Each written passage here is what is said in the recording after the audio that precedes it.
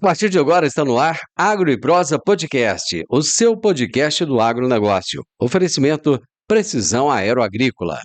Agro e Prosa, apresentação Divino Ronaldo. O patrimônio mais precioso que o produtor rural pode ter, além da sua família, logicamente, é a terra, né? Hoje em dia, para se comprar terra é muito caro. E em tendo a terra, ele tem que cuidar do solo, que é o bem que ele precisa para produzir. Eu vou conversar hoje com o Maurício Comori, gerente de pesquisa e desenvolvimento de mercado da Agronelli Soluções. E a gente vai falar exatamente desse tema: planejamento do solo é garantia de sustentabilidade. Fala, Maurício, tudo bem com você? Tudo bem, Divino. Muito obrigado aí, mas novamente aí por me receber na tua casa, né? E fazer aí um bate-papo legal aí sobre esse tema tão importante, como você já disse. É o melhor patrimônio hoje do produtor, né? A gente fala assim, depois da família, é o maior patrimônio daí do produtor. E é mesmo, Maurício, porque o custo do arrendamento hoje está altíssimo, o custo de se criar um perfil de solo está altíssimo, né? Então, a agricultura deixou de ser uma aventura, passou a ser algo muito sério para pessoas muito focadas, muito profissionais, que realmente sabem o que estão fazendo. Gestão, E né, por isso Divino? que o Brasil tem crescido, né? Gestão, Gestão. gestão. Essa é a palavra do momento. É, exatamente. Meu amigo, conta para minha audiência que não conhece quem é a Agronelli Soluções. Bom, vamos lá. A Agronelli Soluções faz parte de um grupo, né? Um grupo familiar.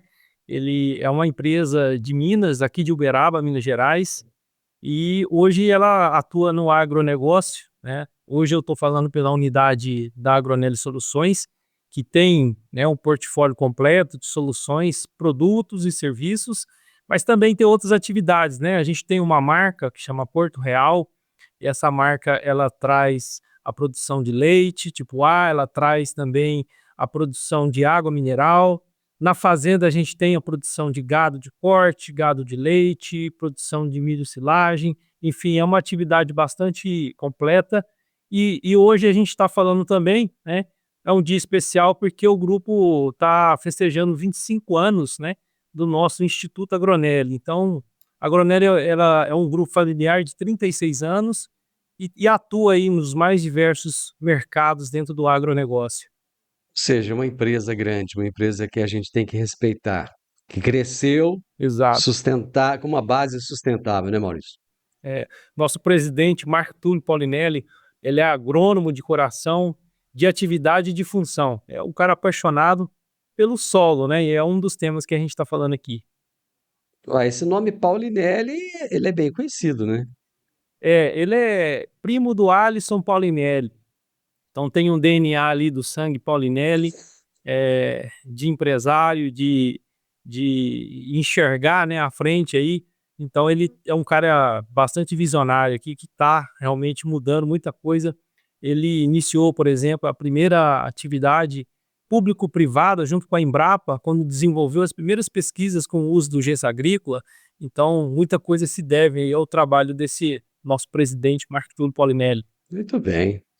Maurício, vamos falar de solo, vamos falar desse tema tão importante para o produtor rural hoje, e principalmente numa época em que eu imagino que a gente está passando por um momento de disrupção, quando a biologia se tornou tão importante, ou talvez até mais relevante, do que a química e a física do solo. Eu gostaria que você falasse um pouco desse momento de transformação em que estamos vivendo.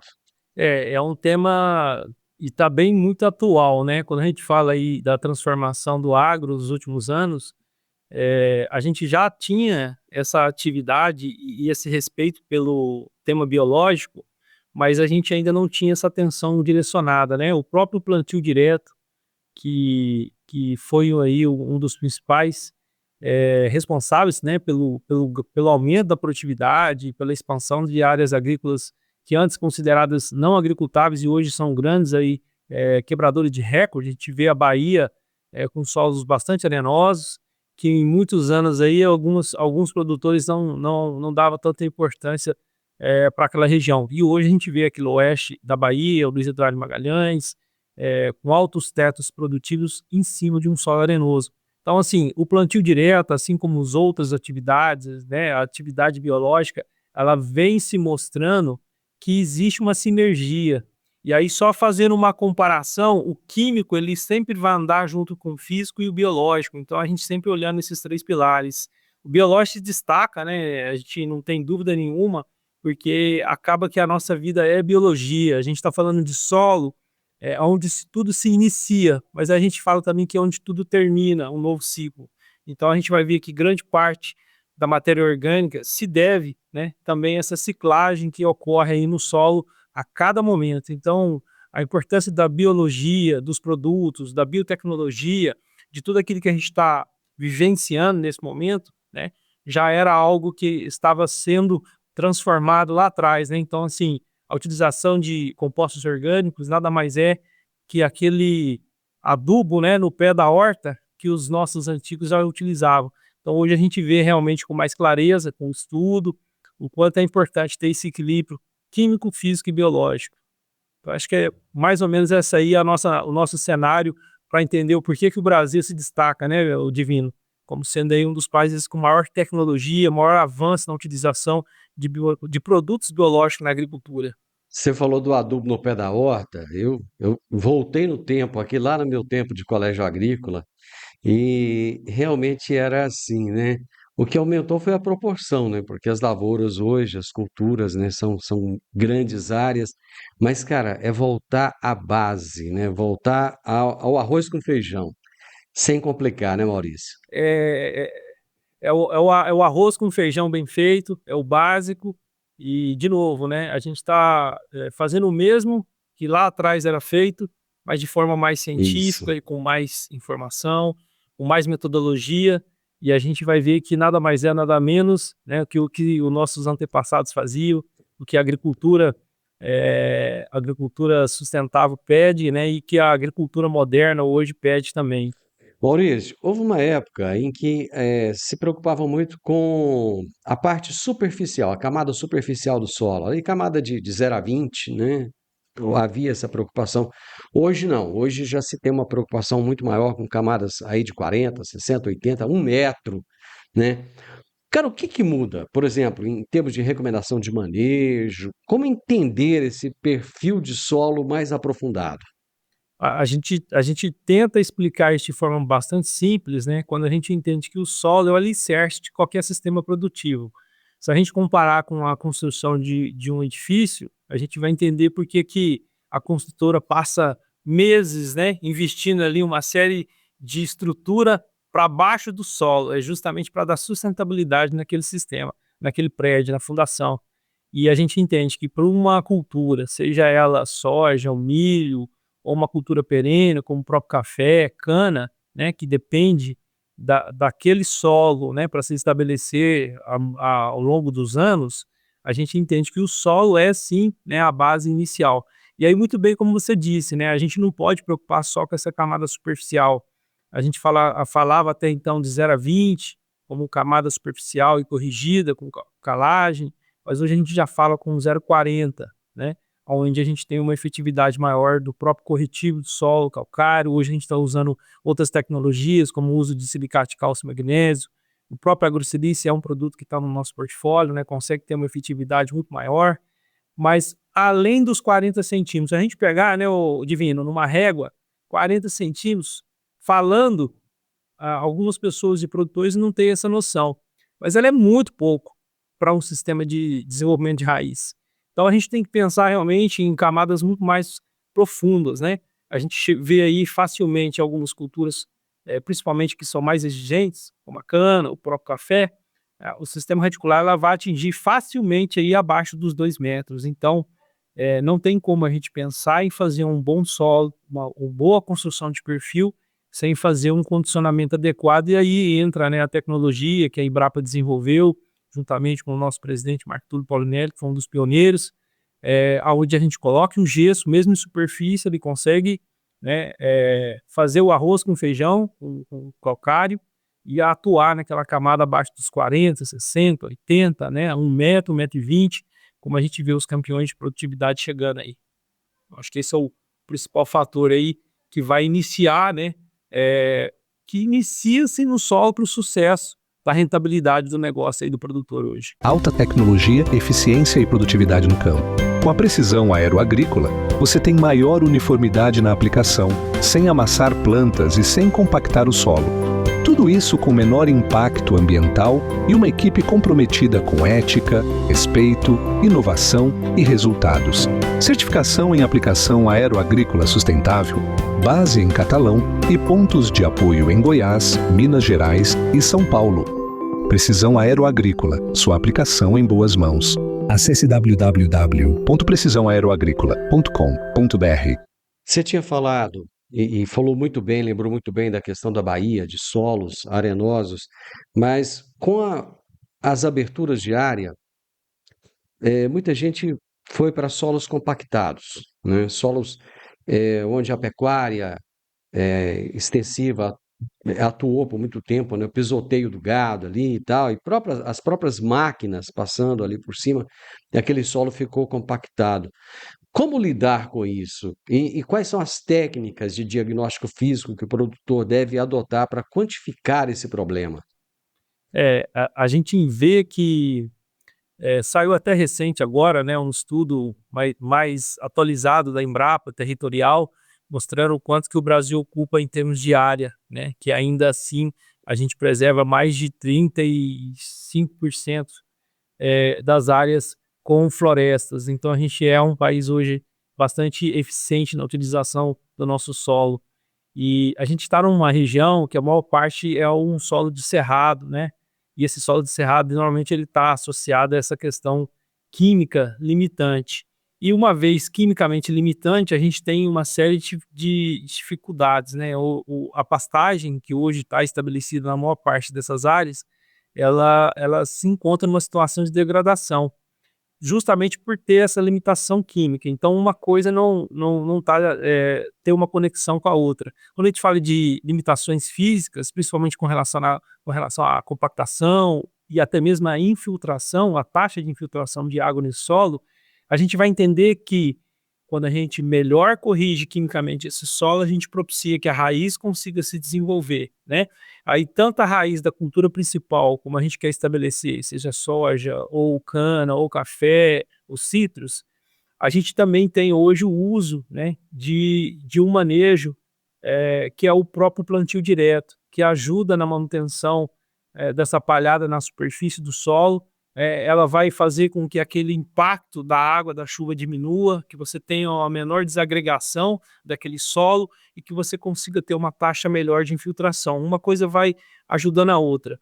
A gente pode também utilizar, por exemplo, plantas de cobertura, né, direcionadas para qualquer alvo que a gente quer atingir, seja compactação, se a gente quer melhorar a condição de matéria orgânica, se a gente quer estruturar melhor ela, enfim. Existe hoje manejos, né, de acordo com característica, com a propriedade, e aí sim entra aí um bom técnico, um bom agrônomo para entender o manejo desse solo, entender qual é o histórico, né, de manejo dos anos, né, anteriores, para propor um manejo adequado aí que vai, né, subsidiar, que vai dar sustentabilidade aí para o negócio, que é o agro do produtor, né? Hoje a gente iniciou falando aqui que o produtor não mais é aquele produtor que não olha para os lados. O produtor hoje a gente chama de polivalente, né? Ele tem várias funções. Ele está olhando a parte de solo, ele está olhando a parte de gestão, ele está olhando a parte de manutenção, ele está preocupado com o pagamento, né, na folha salarial,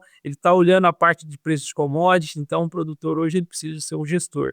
E nessa parte de gestão, o solo é o primeiro passo para você conseguir, né, o sucesso, que é a sustentabilidade do seu negócio. Maurício, você falou sobre a física do solo, né? Falamos aí sobre compactação. E como é que o produtor pode aferir a saúde biológica do solo dele? Então, as análises que o produtor tem hoje disponível, que é o manejo da coleta desse solo para envio aos laboratórios, ele tem a mesma importância quando a gente vai ao médico, né, Divino? A gente vai ao médico justamente para poder entender como que está a nossa situação da saúde. Muitas vezes a gente pede ela um exame de sangue e dali a gente começa a descobrir outras coisas, e aí você começa então a detalhar melhor. A análise de solo comum, ou padrão, o que é utilizada, normalmente é uma de 0 a 20. E essa análise, como a gente falou, ela é muito restrita à camada superficial, né? 20 centímetros, às vezes o produtor chega até 40. Mas mesmo assim, essas análises ainda não mostram a realidade de como está aquele solo em subsuperfície, né? Será que tem ali uma acidez gerado pelo alumínio em excesso? Será que tem pouco elemento disponível para a planta se desenvolver? Porque não é só questão de compactação, a gente tem aí a compactação química que a gente fala, que é justamente a presença de um alumínio, que é um elemento tóxico para crescimento radicular, né? E a falta do elemento cálcio também é um dos principais motivos do não desenvolvimento de raízes. Então, por isso que o sucesso do uso do gesso, né? O gesso ele vem para poder justamente neutralizar aquele alumínio tóxico, né? Ele torna o alumínio numa forma menos tóxica à planta e também, ao mesmo tempo, consegue levar o cálcio em profundidade. E aí, é lógico, tendo nutrição, tendo elemento, a planta vai conseguir se desenvolver, o sistema radicular vai se desenvolver melhor, né? E aí, biologicamente, Divino, a construção desse perfil ideal, ela não é da noite para o dia, né? Uma vez que a gente consegue quebrar essa barreira química e desenvolver o sistema radicular, a gente está fazendo também com que aquela própria raiz, ao final do ciclo da lavoura, ela vai se tornar matéria orgânica para os micro-organismos. A própria biologia do solo, a microbiota daquele solo, vai trabalhar em cima daquela matéria orgânica para fazer o que a gente chama de ciclagem de nutrientes. Então, uma coisa vai estar sempre ligando à outra, né? A partir do momento que eu consigo melhorar quimicamente meu solo, desenvolver o sistema radicular em perfil, e aí eu consigo devolver na forma de matéria orgânica, a microbiota daquele solo vai agradecer, né? Aí eu associo a isso mais plantas de cobertura, manutenção de palhada, que é o sistema de plantio direto. E aí você tem todo um sistema que você consegue resfriar melhor aquele solo, né? A gente fala ali que a biologia do solo trabalha no ar-condicionado. Você já percebeu que quando você não tem a Isso. proteção da palhada, né, a temperatura ultrapassa os 65 graus Celsius, né? E quando a gente tem É, a palhada, verdade. a gente melhora bastante essa condição.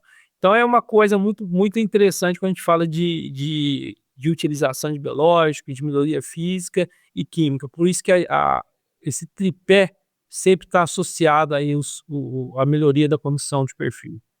E não tem semente no mundo que vai resistir a 60, 65 graus, né?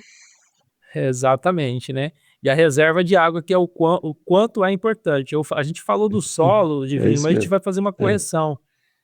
A água talvez seja o mais importante que o solo, né. O solo muitas é, vezes a gente consegue usar ele como substrato, mas na maioria das vezes a é. água ainda assim é um fator mais limitante, né. É verdade, é verdade. Você falou lá atrás a respeito de silicato de cálcio, de magnésio, e você falou de agrosilício. O que exatamente você quis dizer com isso? Uma vez que a gente tem muito bem, definido o manejo ideal para aquele solo, a gente começa a olhar o que a gente chama de detalhes, né, que faz com que a gente atinja maior status produtivo. Então, o produtor sair de uma média de 60, 65 sacas e atingir tetos acima de 100 sacas, não é da noite para o dia, assim como construir o perfil. Mas a gente consegue, aos poucos, melhorando a produtividade. E aí a gente fala, o arroz com feijão, ela já vai fazer com que o produtor dê um salto. O uso do silício como, na forma de silicato de cálcio e magnésio, é uma tecnologia que vem trazendo sérios benefícios, vários benefícios para a planta, para o solo e para o meio ambiente, porque ela atua de uma forma muito mais eficaz.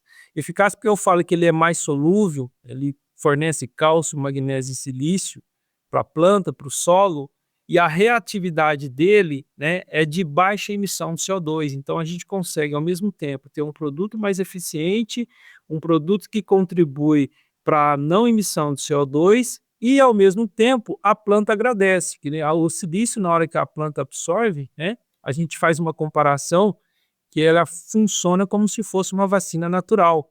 Ou seja, uma vez que a planta reconhece o silício, ela ativa o seu mecanismo de defesa natural, que a gente chama de produção de fitolexinas. E aí essas fitolexinas é que atuam tanto na defesa biológica, né, aumentando a resistência naturalmente, mas também o silício na forma de deposição abaixo da cutícula das plantas, ela forma uma barreira física que aumenta a proteção mecânica. E aí você tem uma série de benefícios, tanto para ataque de pragas, né, que tem pragas sugadoras, tem pragas mastigadoras, como também doenças fúngicas que vão ali tentar se estabelecer naquela planta. Então, uma vez que você tem a proteção através da barreira física ou por indução de fenóis, esse silício tem se mostrado aí um bom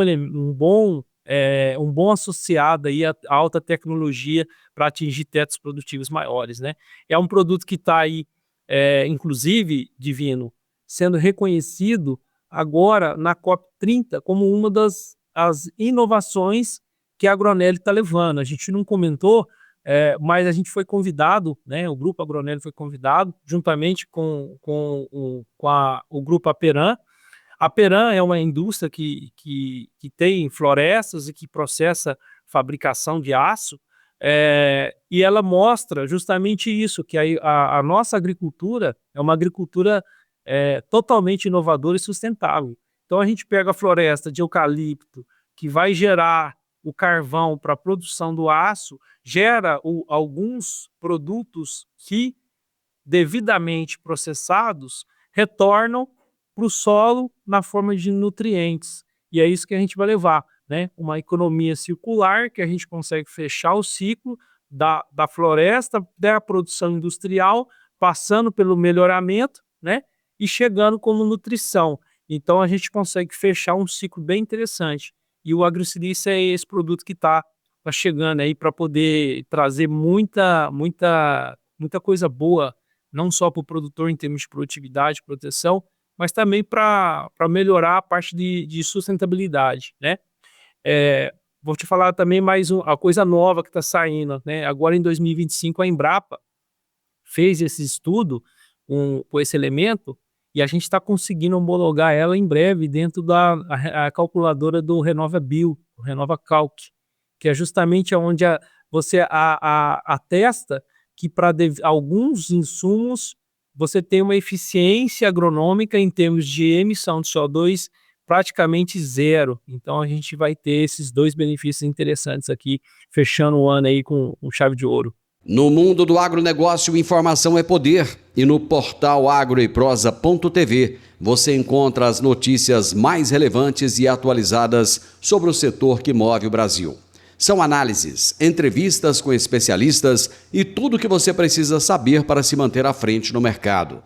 Do campo à mesa, agroeprosa.tv conecta você ao que realmente importa no agro. Acesse agora mesmo agroeprosa.tv e fique bem informado. www.agroeprosa.tv. A notícia do agro começa aqui. Bacana, boas notícias, boas notícias. É correto, então, Maurício, a gente afirmar que os micronutrientes são tão relevantes quanto os macronutrientes? Divina, a gente que estudou, né, a gente sabe que o macro é questão de quantidade, né, quantificar. O macro primário e o secundário, mas a gente tem os micros que foram lá, de certa forma, classificados como micro pela quantidade menor que a planta necessita para poder fechar o seu ciclo.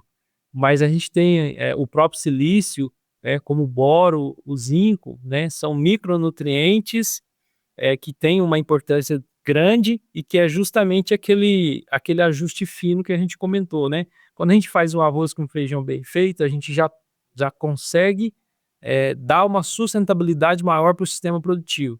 E aí você sai de um teto de 60, 65 sacas de soja, já começa a levar isso aí para a faixa de seus 80, 90 sacas.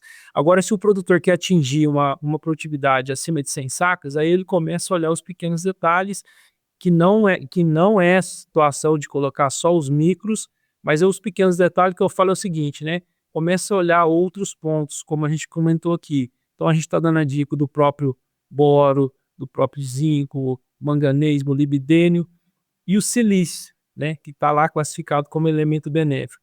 Mas só por curiosidade, viu, Divino? Silício em algumas culturas, aí eu vou falar da cultura oriental, ele é um dos principais nutrientes e lá poderia ser chamado de macronutriente, porque o arroz, Ó, por que legal. exemplo, chega a extrair mais silício do que você tem de extração de nitrogênio, fósforo, potássio, cálcio, magnésio e enxofre. Então, quando a gente fala de macro somados, não dá o que o arroz tira de silício por hectare. E aí a gente pega, por exemplo, a cana-de-açúcar aqui no Brasil, né? É uma das culturas que mais se beneficia, por quê?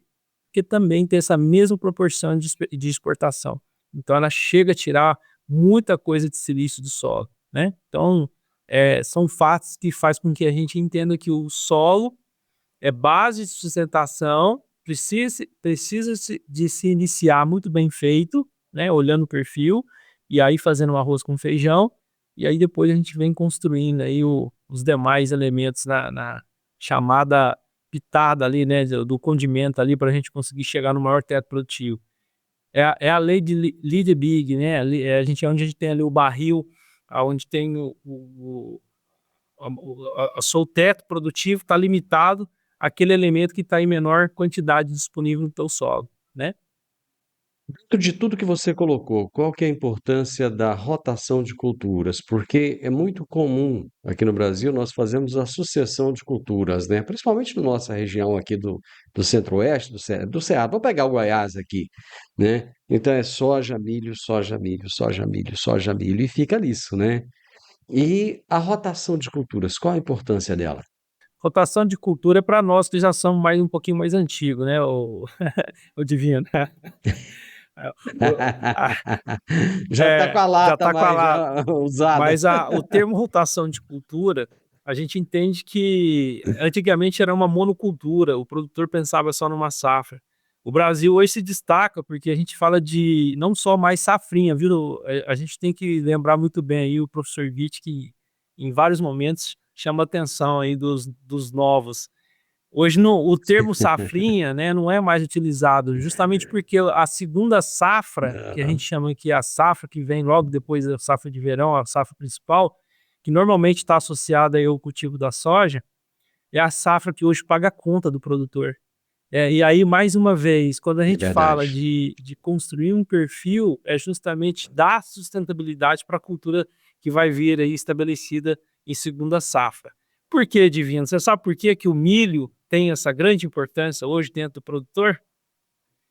O, o Hã. milho ele é plantado em segunda safra por várias razões, mas entre umas delas é porque é uma planta que tem uma extração de água, né, uma necessidade de água muito menor que a soja. A gente fala aí que a necessidade da água pela cultura do milho, ela chega a ser 3, 4 vezes menor do que da soja.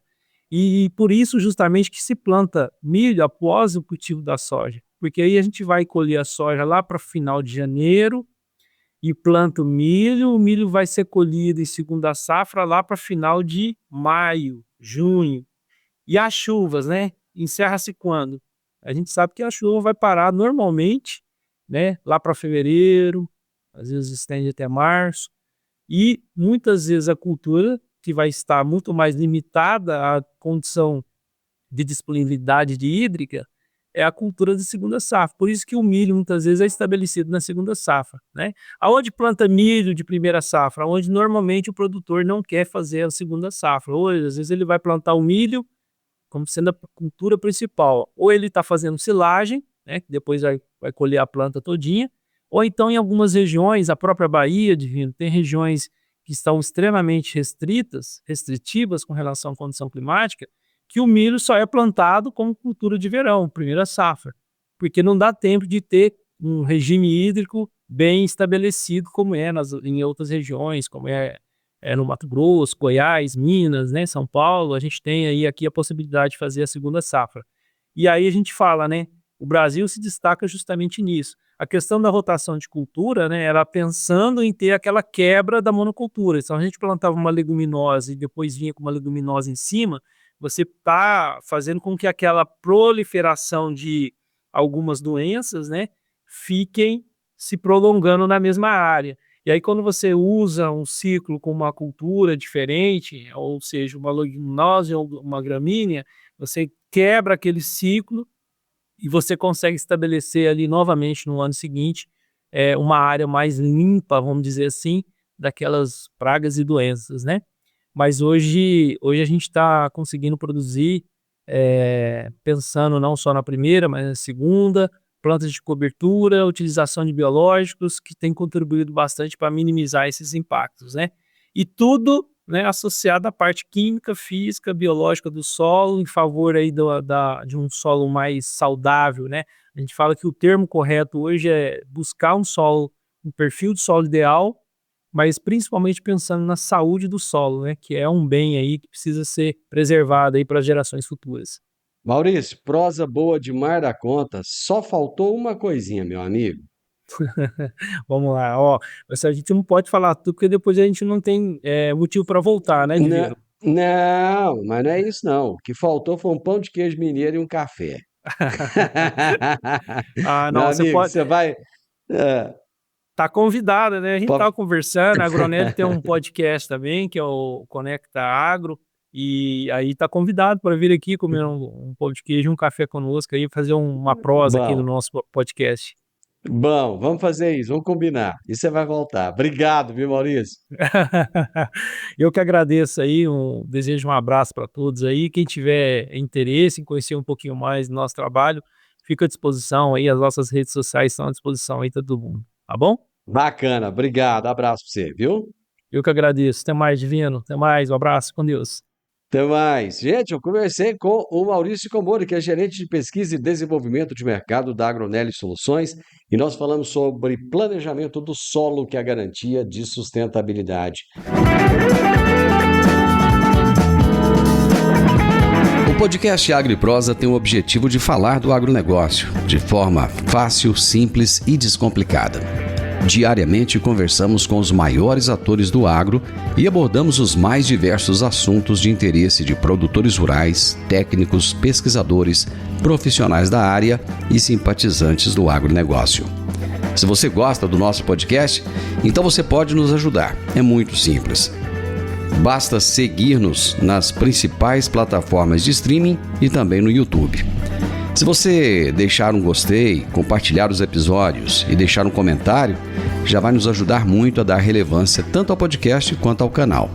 E o mais importante de tudo, nos siga para receber notificações de novos vídeos e episódios. Um grande abraço para você e até a nossa próxima prosa.